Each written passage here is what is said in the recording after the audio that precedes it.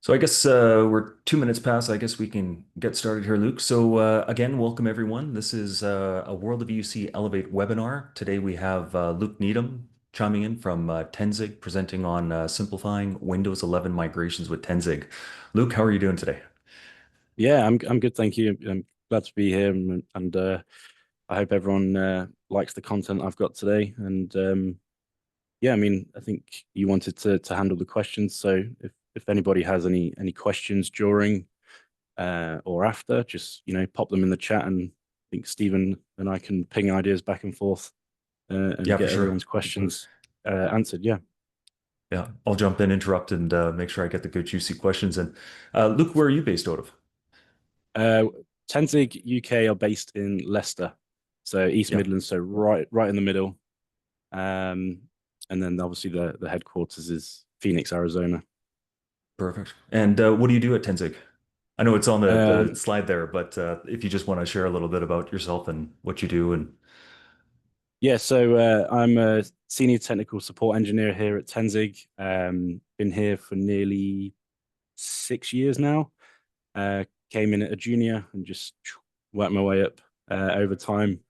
Learned the product, learned the business, and yeah, it's ended up here. yeah, yeah, cool. Alrighty, well, before I hand the mic over to you, Luke, what I'm going to do is I just want to bring attention to our viewers that we have EUC World Amplify coming up August 4th, 7th in Minneapolis. This is going to be an amazing event. I don't know how many of you came to our EUC World Independence last year, but really excited for this. This is going to be bigger and better than last year. We have a killer keynote lined up with AWS, Citrix, Google Cloud, NVIDIA, Omnissa, and Nutanix. And then we're also going to have a whole bunch of other folks presenting, a lot of familiar faces inside the industry. We have the QR code on the slide right now, and hope to see you there. If you haven't already registered, check it out. It's coming up in the next couple months here. So, Luke, with that being said, I will stop sharing my screen and I'll hand the mic over to you. Perfect. Thank you very much.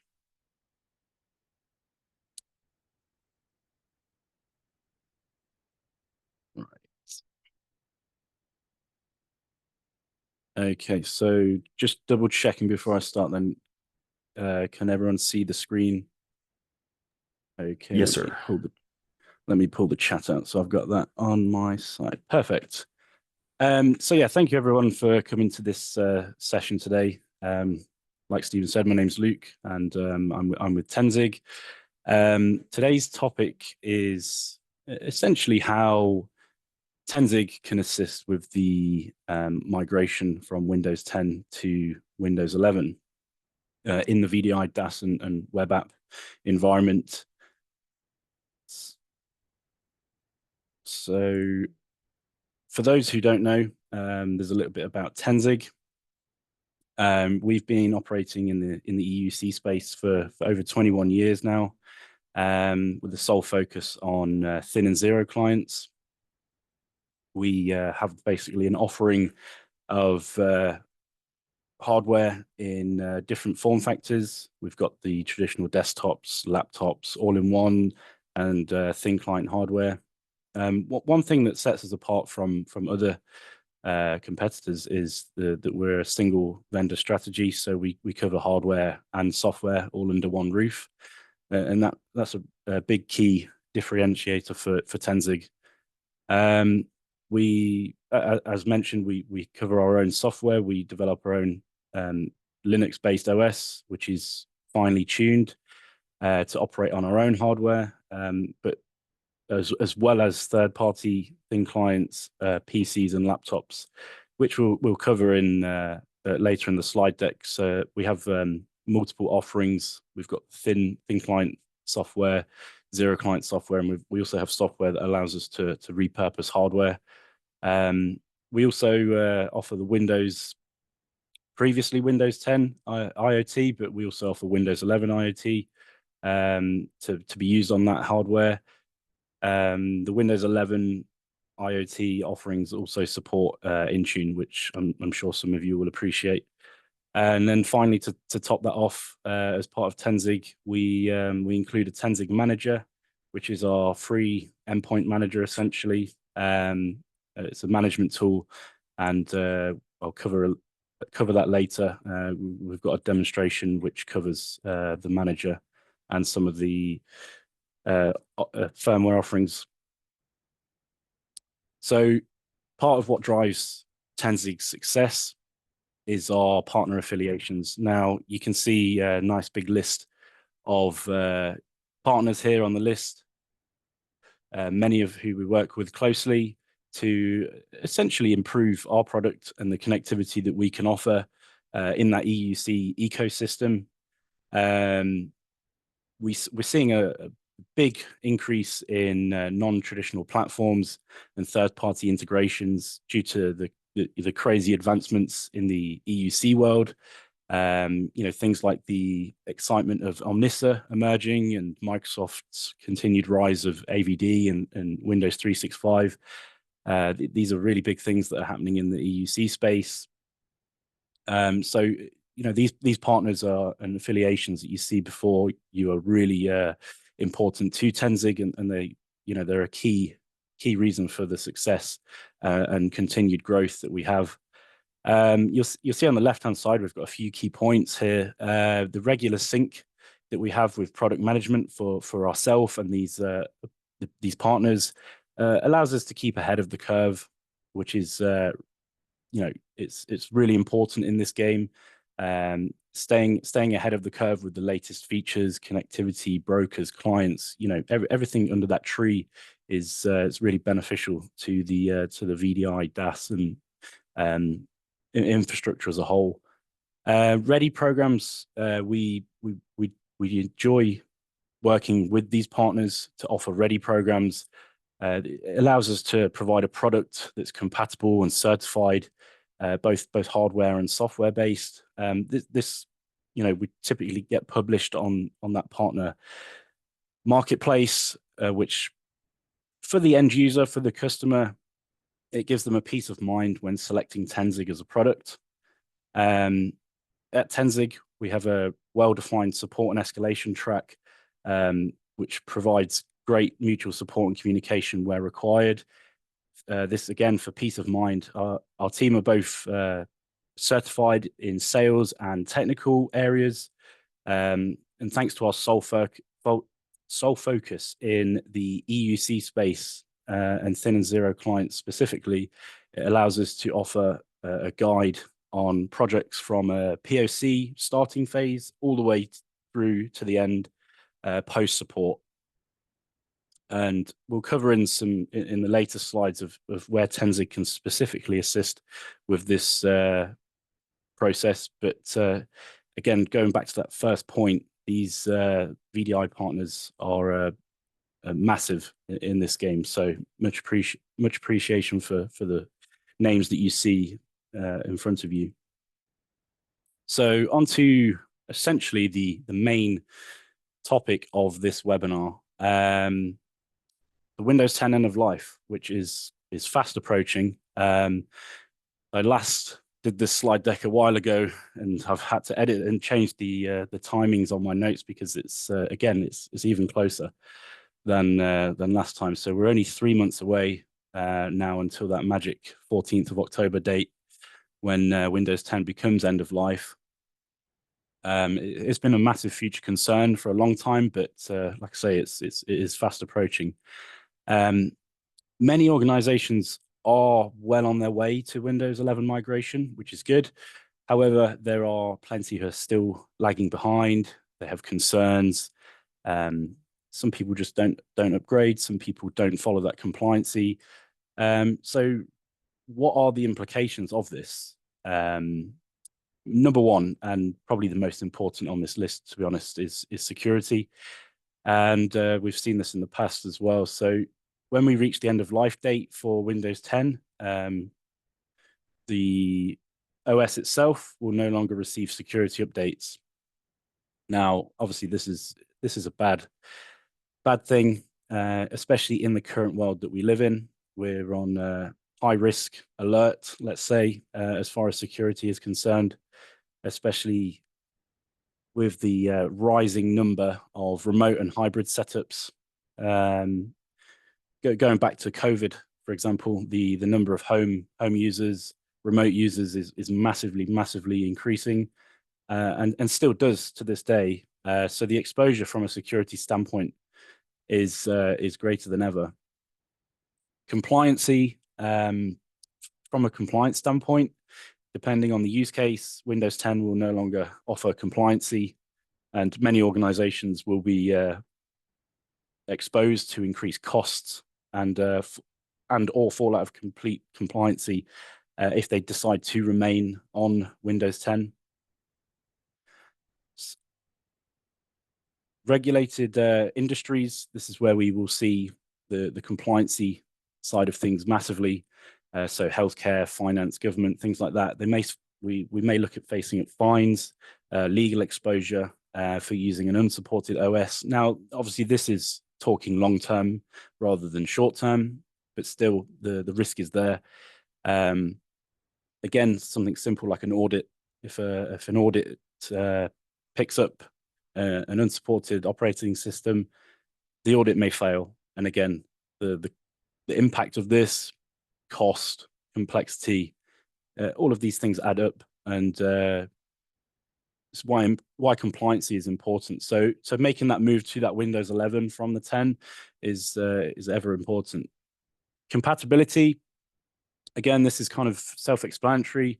We see as the operating system falls out of as the operating system reaches end of life and goes past that point, apps and so on will look to favor the more the newer up-to-date OS, being Windows 11.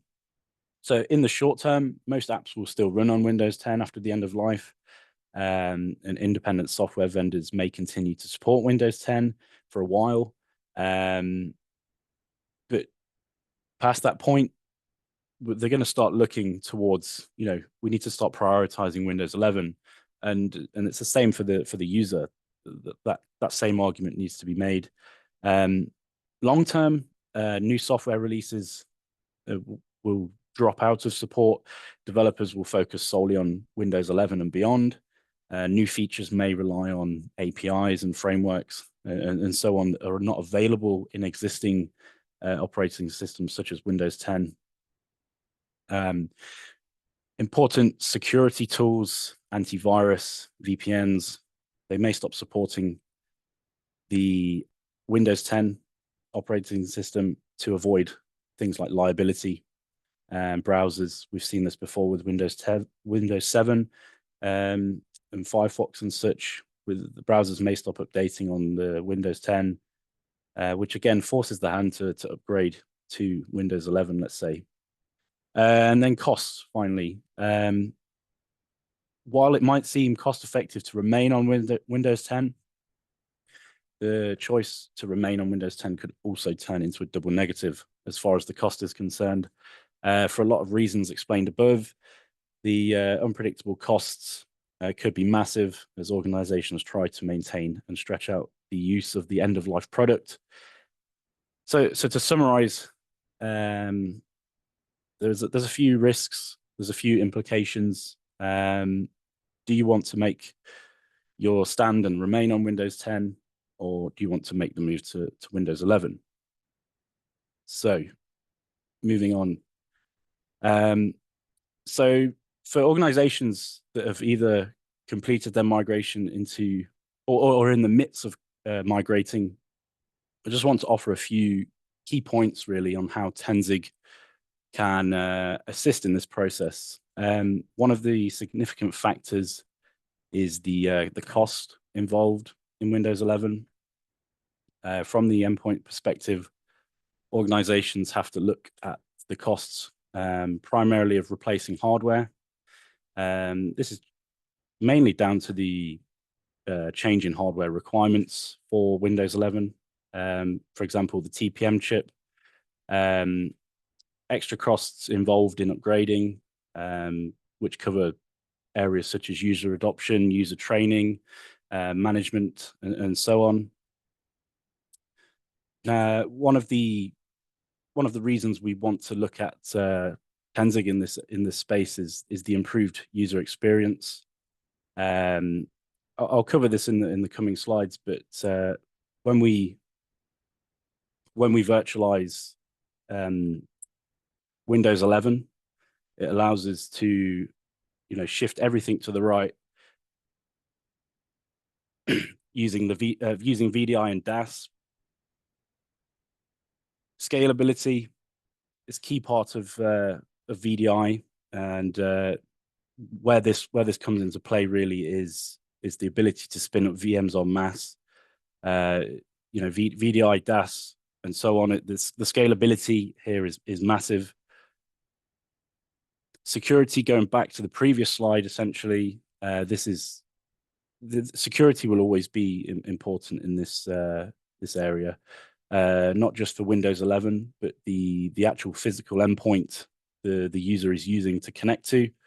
Cyber attacks are ever present, and we need a secure, robust solution essentially to ensure that that endpoint is secure.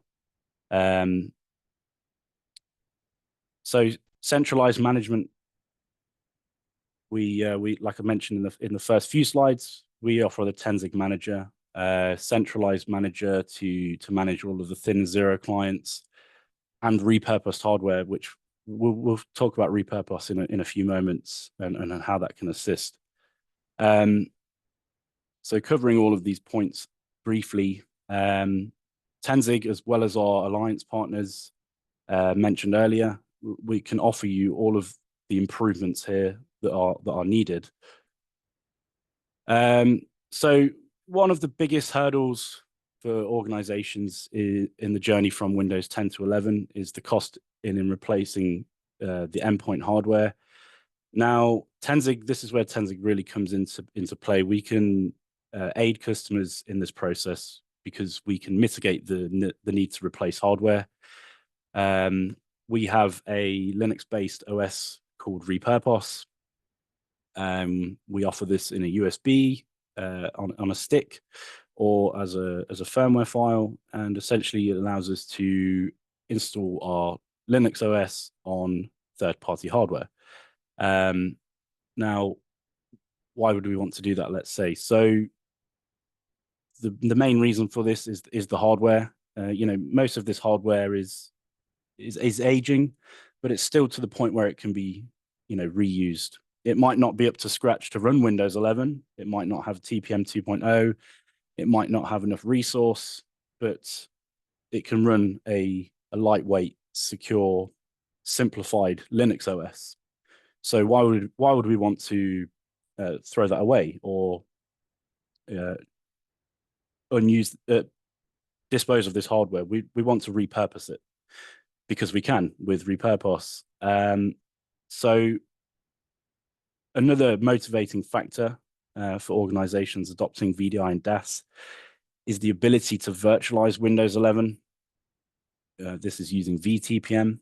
Instead of Windows 11 running on the physical endpoint, we'll virtualize this in VDI and DaaS, and then we can use the thin client, the zero client, or the repurposed client as a shuttle to connect to this virtualized Windows 11, essentially retaining the older hardware and shifting everything to the right, replacing the physical hardware, retaining the physical hardware. So the problem comes that organizations have to manage two separate operating systems. They've got the endpoint and then they've got the virtualized Windows 11. So to negate this fact, RepurpOS is ultimately as simple as possible. It's essentially a secure kiosk that the end user uses to access their virtual environment. Now, the benefit of this being simple and easy to manage and easy to use is that we don't have to go through things like training, user adoption, and the user experience is essentially improved. We don't have to have two operating systems in place that need to be managed. We just have essentially a login kiosk on the endpoint that shuttles that connection to VDI, DaaS, cloud, wherever that Windows 11 is virtualized. Here's a diagram I definitely should have shown earlier. So, sorry, whoops. Sorry, bear with me 1 second. Going back to this, there's a diagram on the screen. So obviously we've got a lot of red exclamation marks. So this is, again, backing up the point here that the local PC being old, running Windows 10, end of life, operating system, connecting to the newer Windows 11, let's say virtualized operating system. The main feedback we receive from many mutual customers in retaining Windows 10 as an access point or conduit to their Windows 11 VDI or DaaS environment is the compromised user experience. The end user has to interact with the two operating systems, and obviously there are differences in the operating systems. They're different in the way they look, they're different in the way they work. As times change, features change. So this can essentially confuse and compromise that user experience for the end user, causing friction during onboarding processes, POC phases, ultimately all contributing to a poor user experience.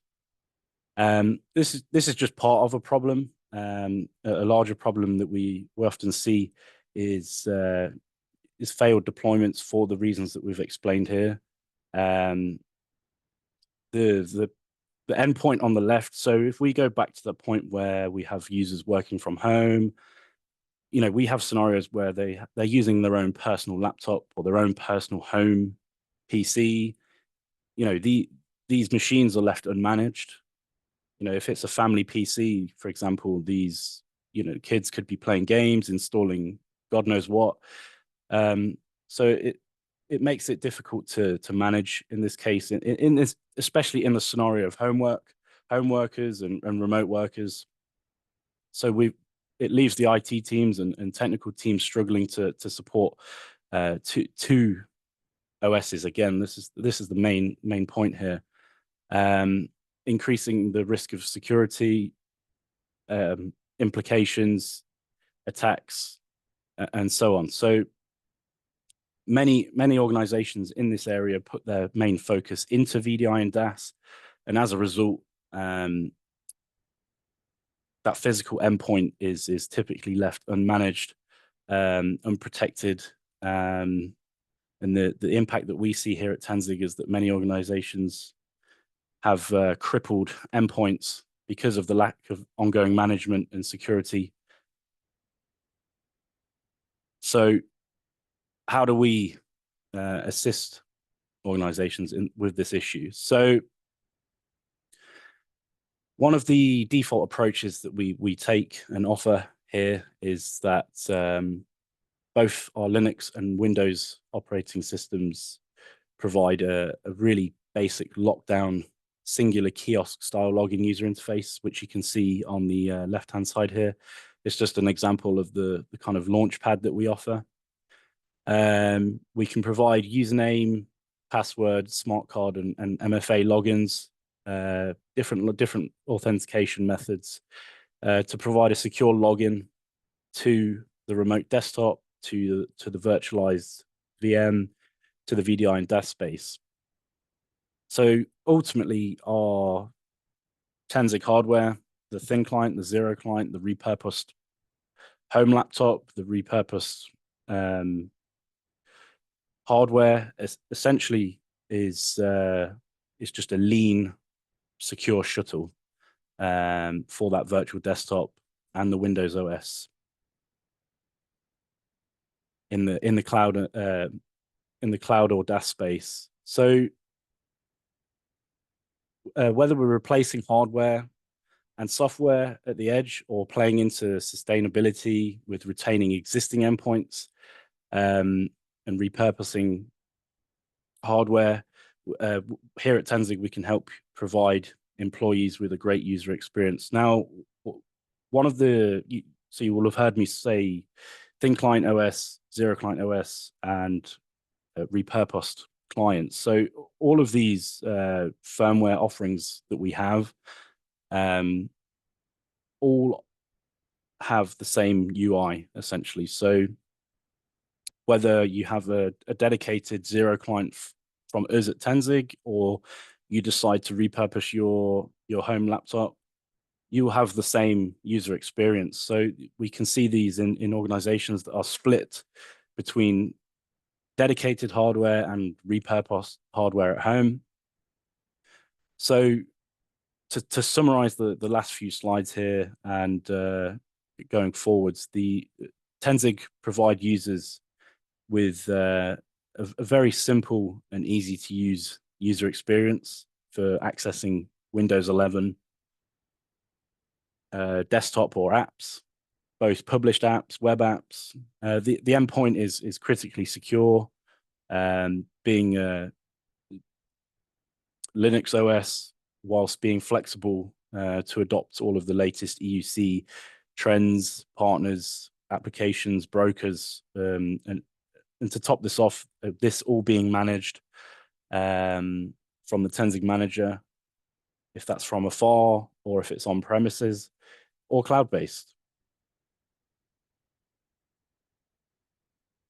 And to touch on the Tenzig manager, so I don't know how many of you guys have experience with Tenzig products or Tenzig managers, but typically the Tenzig manager has been Windows based for the longest time actually, but we're now slowly branching out into Linux based virtual appliance,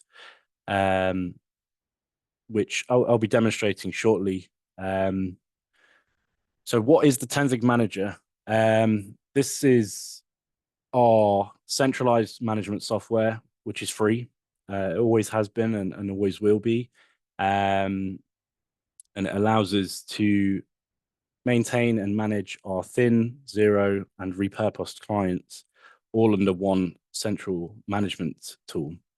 The Windows Manager is Active Directory based, allows us to provide role-based access. So if we have service desks using the Tenzig manager to manage the clients, we can set certain access levels based on who they are and what role they have.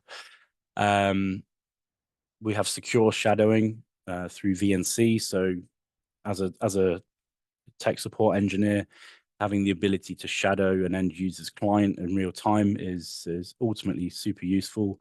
We have power management and scheduled tasks, which allow us to, schedule out of hours firmware updates, configuration pushes, and so on. We have distributed firmware versioning.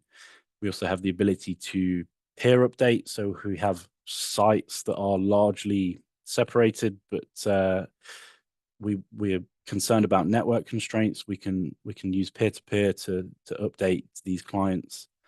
One of the features of the Linux-based virtual appliance that the Windows Tenzig Manager does not have is multi-tenancy.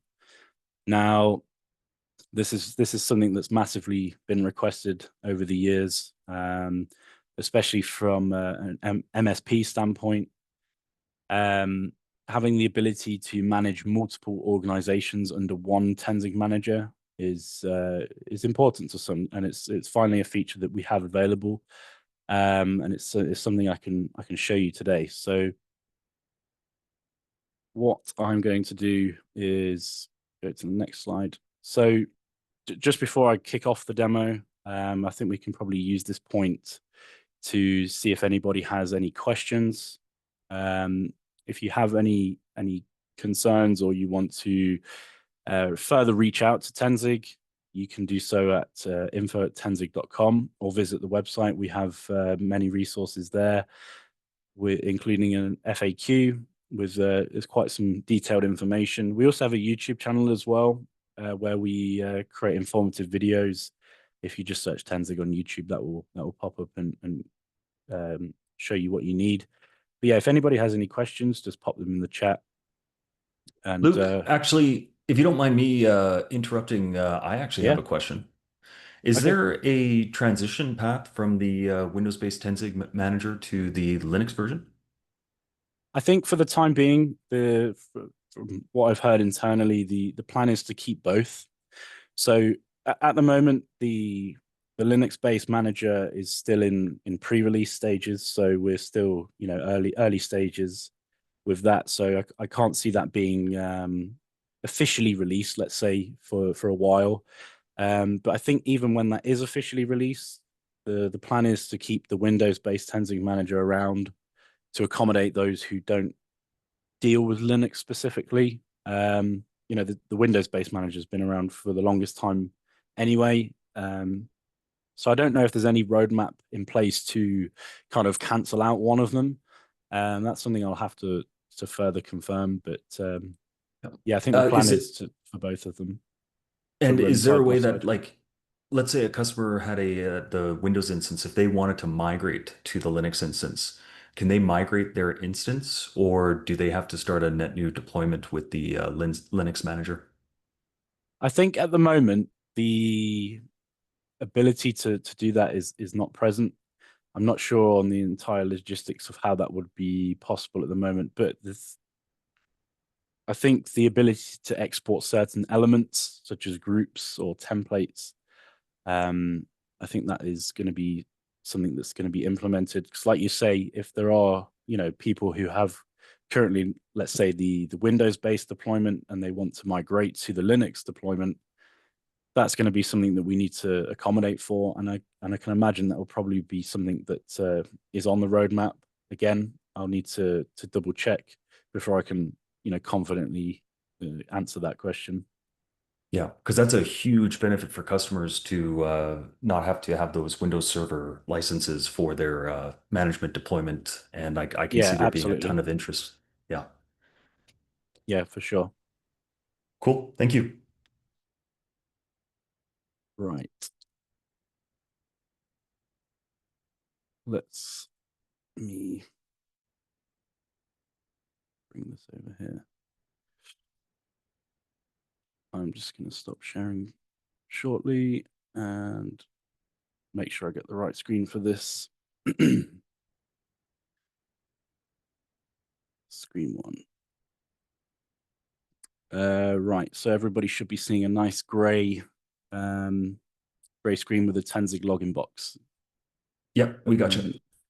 Okay, perfect. So this is the Tenzig manager. You can see from the URL at the top, this is just my V6 manager. So this is the Linux-based Tenzig manager. Like I said, it is in pre-release at the moment, so we are still working hard to based on people's feedback, fix things that need to be fixed and implement things that need to be implemented. But it is making good progress, and we're at a point where it has kind of gone public. So if you do want to get your hands on this, you can do. But I'm just going to demonstrate basically the manager itself and some of the features that it has. Now, this will be somewhat brief in comparison to what we can offer. What we offer as part of the support that comes with Tenzig is demonstration, essentially like this webinar, but for specific things. So we can offer Tenzig manager demos. We can offer firmware overviews. So because of everything I have to do in this session, it's all going to be somewhat cut down. But if anyone here is interested in a further session in focusing on one specific thing, you can reach out and we can get something scheduled in for sure. So what I'm going to do is just log in to my manager. So this is the Tenzig manager. This is the GUI that you are presented with. This looks, if any of you are used to using the Tenzig, the Windows deployment, you'll notice that realistically it is very, very similar in terms of the layout. We don't want to change that. It works well for people.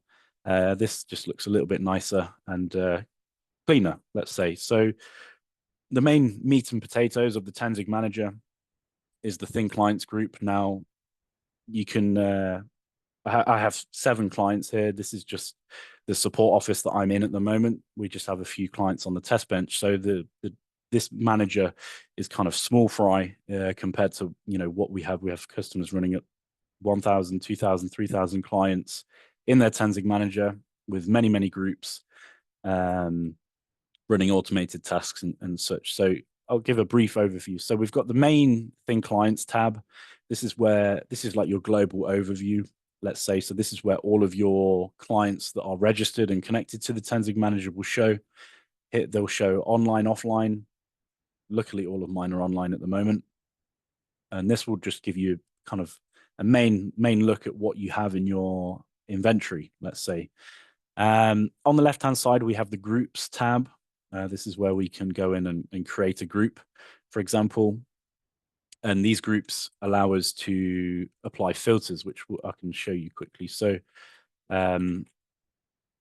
this group allows me to filter by various elements. Probably, honestly, the most common filter that we see is IP address based on location. So, for example, if you're an organization with a dedicated line between your sites to your Tenzing manager, those locations are all going to be on their own subnet, VLAN, however that's configured. So most of these people will be using an IP address filter, and you can add a certain range in. So I can have all of my clients at one site in one group, my clients at another site in another group, and it allows for that manageability. Now, what you'll see here on the left-hand side is production and test org. These are just 2 organizations that I created. So this is the new feature of the V6 manager that is probably the most anticipated. So this is the multi-tenancy feature. So these aren't actually groups. These are entirely different organizations. If you look up in the top right-hand corner, you'll see that I'm currently logged in as root. And you'll see under this drop-down, I have production and test org, which I have here on the left. So these are organizations. So from an MSP standpoint, let's imagine that these are, 2 organizations that we manage or we provide products for. Now, this is great because it allows us to completely segment these clients away from the main group. You'll notice that this client ending in E04 is not actually in this list. It was to begin with, but because we've moved it to this organization, it's now completely separated. This unit belongs to production, and this unit belongs to test org. And these two organizations can't actually see each other, which I'll show you. So if I log out, first of all, I have to remember what I called the accounts quickly. Prod user. Okay. So if I sign out, you'll notice initially I signed in with admin, which is the root. So if I sign in as prod user,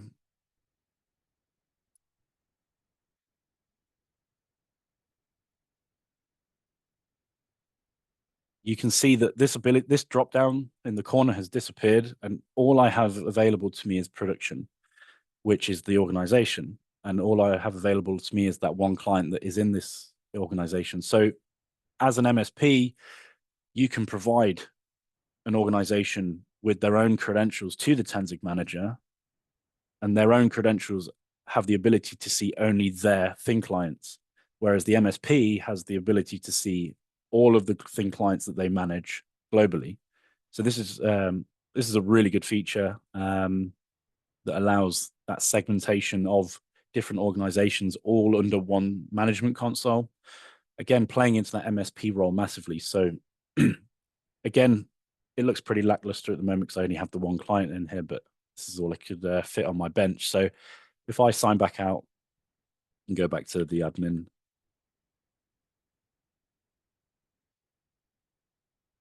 wrong password, that was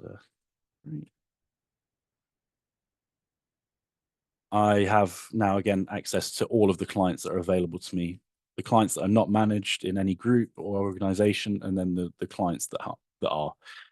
And as the root user, obviously I have currently all of the controls available to me.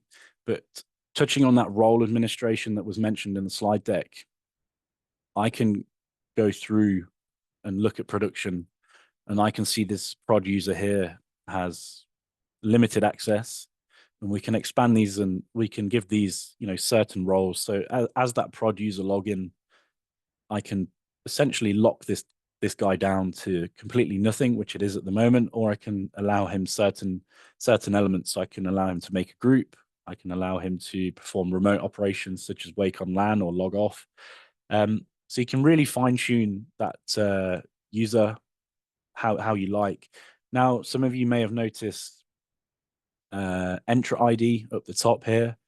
You can implement Entra ID into the Tenzing manager. That's one of the features of the Linux-based deployment that is also new. But for this demonstration, I've just created my my own local user. But yeah, Entra ID is supported as well, so we can tie that in nicely. Just logged out by accident.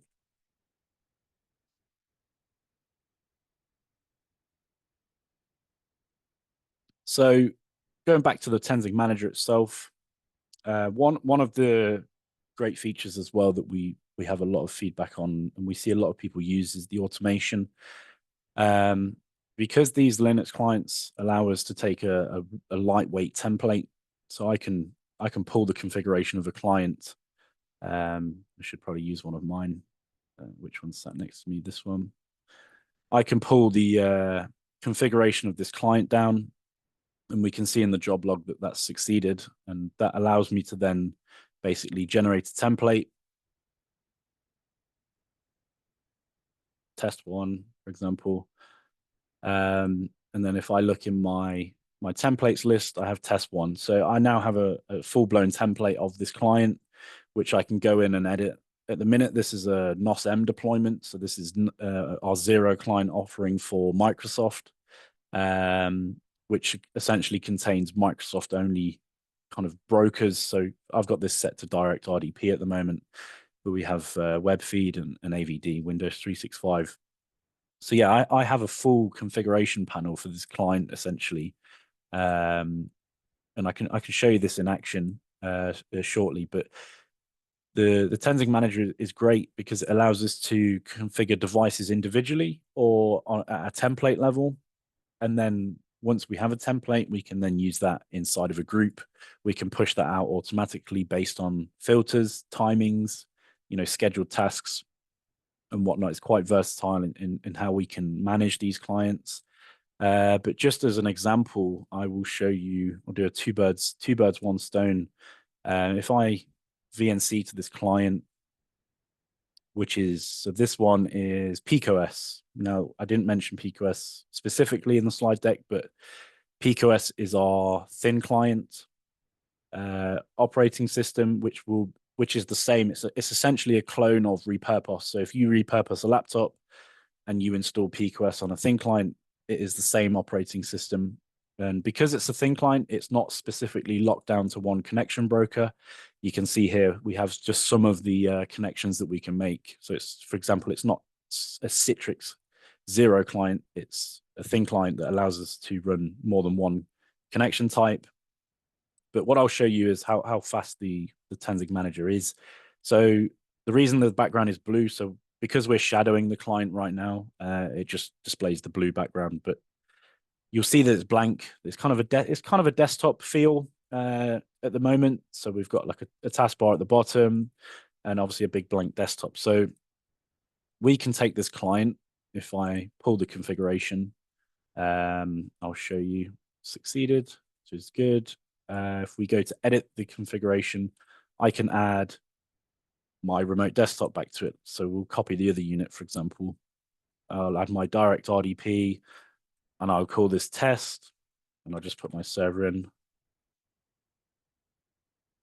here, and I'll send that to the unit. And we can see in the job log it's sending, it's succeeded. If I go back to the VNC tab, there it is, it's already there. And that was what, 5 seconds? And that's how fast the Tenzing manager can deploy a configuration to a client. And that was just manually. So imagine if we have that set up in a group to deploy that template based on a value automatically. And just to prove that that works, I can log in to tie it nicely into the slide deck. So this should be a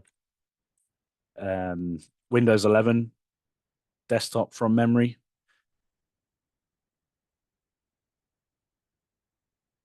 Looks like it is. And boom, I'm now connected to Windows 11 using my client. So essentially, that's the whole concept here of Tenzing. This is our thin client.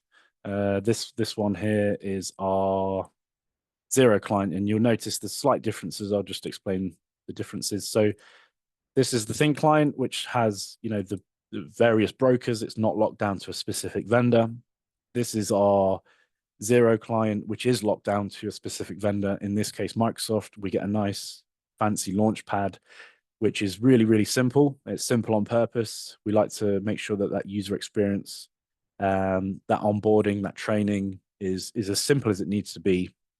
Essentially, you can provide your end user, your customer, with a product that is username and password or smart card or any authentication type, as simple as it gets, and they have no free reign elsewhere. This Linux operating system is essentially a shell. This all it's used for.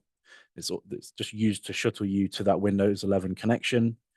Again, tying nicely into that whole main subject of how can Tenzing help with simplifying the Windows 11 migration. And this is how with the Linux OS, essentially creating a really easy to manage Linux-based OS that has a very similar user experience across the board, whether that's in repurposed hardware or purpose purchased thin and zero client hardware. So yeah, like I say, I mean, this demonstration was really brief, so I don't know if anybody has anything specifically they wanted to cover. But yeah, let me know if anybody wants to see anything specific. I think we've got a little bit of time left, and I know you're probably all itching to go about your day. But yeah, let me know if anybody has any questions. If not, you can reach out at a later date again. I think either message Tenzing direct, or I'm sure Stephen will help with guiding you guys where to communicate with us with. For sure. So we'll just give the folks a couple minutes with any questions. Luke, is that the end of the presentation? Yeah, I think that's the slide deck's complete and the demonstration, the point is across. So I think, yeah, for sure. Perfect. And it's interesting too because right now a lot of companies are itching to do their Windows 11 migrations, and it's the perfect time for companies to jump into VDI technologies, choose an endpoint vendor like Tenzing, and use these kinds of technologies to make that journey. A couple questions that I usually have asked is for existing customers that do have Tenzing endpoints, specifically those that are running Windows 10. Those are a little bit of a different scenario when it comes to the end of life, right? Because those units are running Windows 10 LTSC, which has an extended support period. So those endpoints are in good shape. Correct. Yeah. Yeah, so um, the LTSC end of life date, I think it was a few more years on top of Yeah. where we're at now. I think it's 2029. Yeah, one of the versions is 2029, the other is 2032. And Yeah, in my case, usually this asks the question, well, if LTSC is good for the endpoints, why can't we do it in our desk or our VDI environment? And the answer to that is that you shouldn't be running LTSC in VDI, and those customers that might be should have actually have migrated off of it probably 8 years ago. So just another reason why they need to focus on their Windows 11 upgrade path. yeah, exactly. And to kind of look into the future almost, the Tenzing hardware does come with the TPM chip. So, if we wanted to make those upgrade those users from 10 to 11, LTSC, IoT, it is possible. There's definitely another option for them. But obviously, we see quite a lot of people move from Windows to the Linux-based OS because of I guess the manageability, the simplicity. I think it's one of those things. It's kind of you set it up, you configure it, and you leave it. It just does. It Mhm. just once it's in that place, it works. Um, and if it doesn't work, we have the Tenzing manager, which is to reconfigure, to update, to change. It's honestly super simple, super easy. You saw how fast it was in that demonstration, and obviously we're moving forwards with that Linux-based manager. So the horizons are looking good. Yeah, definitely. So we don't have any questions in the chat. So what I'm going to do is I'm going to steal the screen share here. Yeah, for sure. And I just wanted to throw out another reminder, another shout out to EUC Amplify this year. We've got the QR code on the screen. So for those of you watching, scan the QR code and sign up if you haven't already, if you think you're going to be able to come. We also have a couple local meets coming up. We've got Colorado coming up in on June 18th, Cincinnati on the 25th. We have Seattle on July 9th, and Toronto, Ontario up in Canada on July 17th. And I also want to make sure that all of you are getting the most out of World of EUC. Again, we have a ton of webinars, we have a video library, blogs, podcasts, and a ton of other stuff coming soon. So if you're not already a member, go to worldofeuc.org and check out the site. And as always, a big thank you to our founding and core partners. Tenzing, Goliath, iGel, Liquidware, Omnissa, Nerdio, Nutanix, Choice Solutions, and Google and Parallels as our core sponsors.